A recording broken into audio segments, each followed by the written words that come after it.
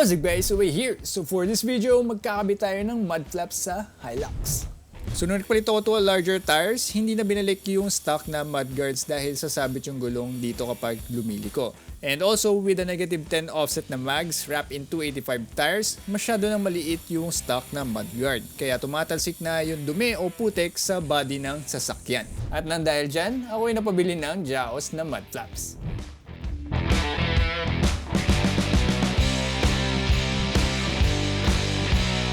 So itong DIY na ito ay applicable rin naman sa ibang brand ng mud flaps. As long as yung binili yung mud flaps ay yung pang universal, hindi yung specific for a certain model. Alright, so ito naman yung mga kailangan mo for this DIY. Una-una yung stock na mudguard mo. And then masking tape, pencil, 10mm open-ended wrench or depende sa bolt ng mudguards mo, drill at saka 5.5mm na drill bit. At kung may tabas na yun sa wheel well mo tulad nung akin, you might need a paint or any marker. Alright, so let's start with taking off the stock mudguard gamit ng ating 10mm open-ended wrench. So dito ikutin nyo lang siya ng counterclockwise sa view nyo. Tapos apat lang yan na bolts. Pwede rin kayo gumamit ng ratchet kung meron kayong maliit na ratchet para kasya siya dito. Tapos meron siya isa dito sa bandang loob. Alright, so stock mudguard out. Kita nyo ang daming naiipon na dumi dito. Puti. And then of course, after tanggalin, linisin lang natin itong area na to bago tayo magsukat at ikabit yung Jaos na mudguard dito. Tapos yung sa harap, ganun lang din. So tatlo lang yan na bolts, 10mm. Yung sa akin tinanggal na nung nagpalit tayo ng gulong kasi sasayad na yung stock na mudguard natin. So 1, 2, 3 bolts lang siya. Pero dito meron siyang additional screw doon para hindi tumama tong fender liner dito sa gulong kapag lumilikuan. Then kuha tayo ng dalawang mud flaps at lagyan natin ng masking tape. So kung ganong kadami, kunin nyo yung lumang mudguard tapos gamitin nyo as reference. Like for example, yung butas ng luma hanggang dito lang. So naglagay lang ako ng masking tape hanggang dito. So sobrahan nyo lang ng onte para kung sakaling gusto nyo ng taasan ng onte or ibaba or ipalabas, at least may masking tape dun sa area na yun. Kasi dito natin lalagyan ng marka kung saan yung mga butas. Like for example yan, gusto natin labas ng onte mula sa stock, ganyan yung position niya. Tapos lalagay natin, mamarkahan natin dito sa mga butas na to. Kung gusto niyo naman ng sakto lang din, yan. Usog lang natin onti yung lumang mudguard dito, tapos lagay natin yung markings. So size pala nitong Jaos na mud flaps ay medium. So yung sa rare na mudguard, halos same length lang siya. Yan. Yung sa harap naman, mas mahaba lang. So sabihin natin dito yung height. Yan, hanggang dito siya sa may logo ng Jaos. Ganyan yung sa harap na mudguard. So yan, lagyan nyo lang ng masking tape kasi dito natin lagyan ng marka kung saan natin bubutasin. So at this point, make sure to take your time. So ilagay mo yung mud flaps dun sa wheel well and i-mock up mo yung position niya. So kung kailangan mo bang ilabas or ibaba, etc. etc. So it will be also a good idea to have someone hold the mud flap and then tignan mo kung pantay ba siya dun sa gulong. And once you're pretty much good, marka mo na yung masking tape. And drill the topmost hole nung mud flap. So for the drill bit, make sure to use a 5.5mm or any similar size. Huwag kayong gagamit ng mas malaking drill bit agad. So okay na yung magbutas kayo ng maliit, then tsaka nyo na lang lakihan by drilling the edges of the hole. And maganda rin kung mayroon siguro kayong pang file para mas smoothin nyo yung edges nitong butas na to. Mahabang ganun, tapos pwede nyo susuk na ganun para mag-smooth out yung edges nito. Pero yan, so far, okay na muna yan. And then test fit, just checking kung tama na ba yung position ng unang butas natin. If all goods na, marka mo na yung ibang butas and then i-drill muna. So here's a tip for you guys para hindi dumudulas yung drill kapag nagbubutas kayo. So grab a sharp object like pako or even the drill bit itself, then ipukpok nyo dun sa pagbubutasan nyo. Or i-throttle nyo lang yung drill, huwag nyo pindutin ng dire-diretso para hindi dumulas yung drill. It may not look that easy pero mamaya explain ko yung mismong ginawa ko, no, para medyo madali-dali. Pero kung medyo natatakot ka pa rin butasin yung mud flaps mo, you could go with a cardboard. So trace mo yung mud flaps dun sa cardboard, make a cutout, and then yung cardboard yung butasan mo and sukatin mo dun sa wheel well mo. Ano. So ganyan yung ginawa ng tropa natin na si JL.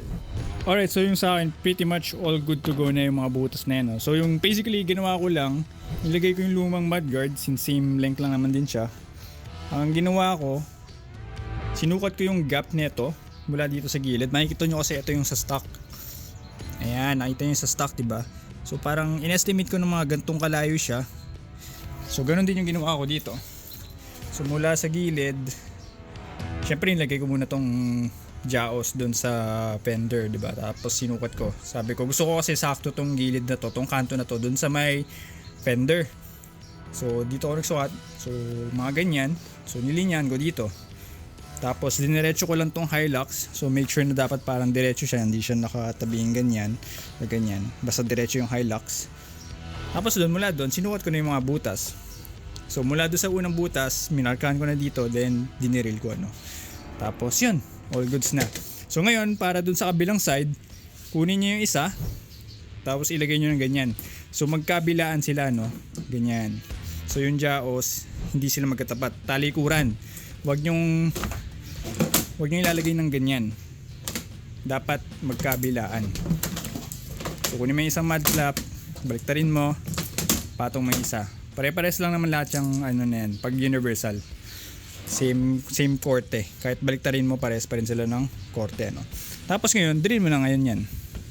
Then ganun lang. Para sa kabilang side. So yan, nilagyan ko siya ng mga tape para hindi gumalawan habang dinidrill ko siya. Para lang ma-secure at pantay siya. Yan. Trace lang din natin yung mga binutasan natin kanina. No?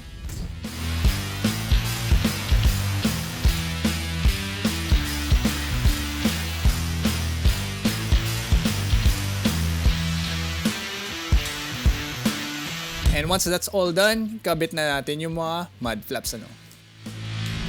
Alright, so pagkatapos ikabit yung mud flap, ito naman tali yung ating ikakabit. Ano? So, para hindi tayo magbubutas, pwede nyo gamitin to. So, kunin nyo yung kasama nyang ganito. Ito, yung sabitan ng tali. Yan. Tapos, ilagay nyo dito. Tapos, hanap na lang kayo. Kuha din kayo ng isang washer kasama nung mud flaps. Tapos, ilagay nyo yan. Tapos, kuha na lang kayo ng nut na kakasya dito ano, sa thread na ito.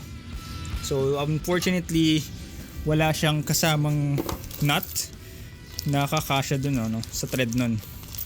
Pero ito may mga washer siya dito. Sorry, pumiyok pa ako. Ayan, may mga washer yan. Ayan. So gamitin nyo na lang yung mga washer na yan. Tapos dito nyo isusuksok yung tali. Sa case ko, since meron akong ARB na rear bumper, dito ko na lang siya isasabit ano.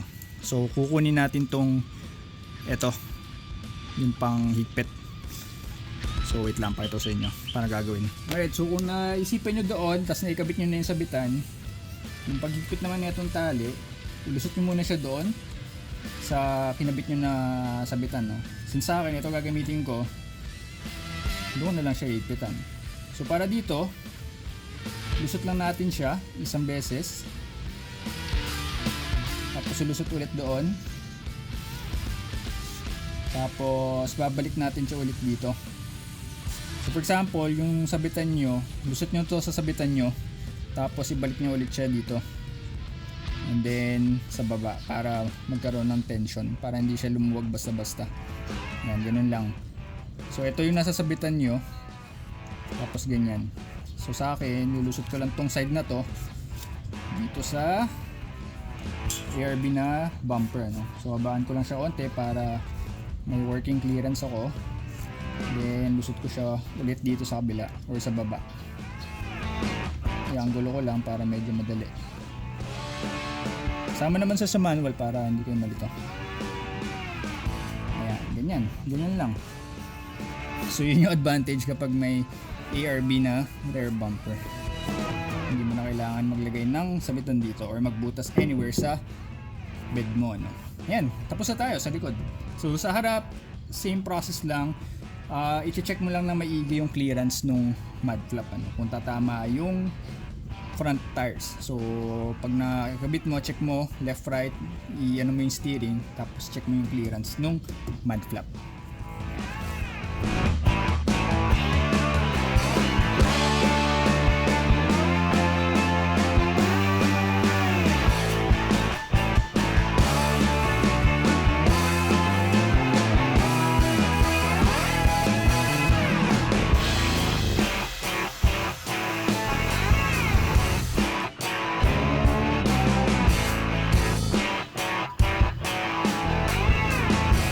So para sa harap na mud guards or mud flaps, same process lang din tulad nung sa likod. Ito medyo tricky lang dahil yung sa akin nga 'di ba, napalift na, so may BMC na din ginawa, wall trim yung sa ilalim ng fender flare, binawasan yung pinch weld doon.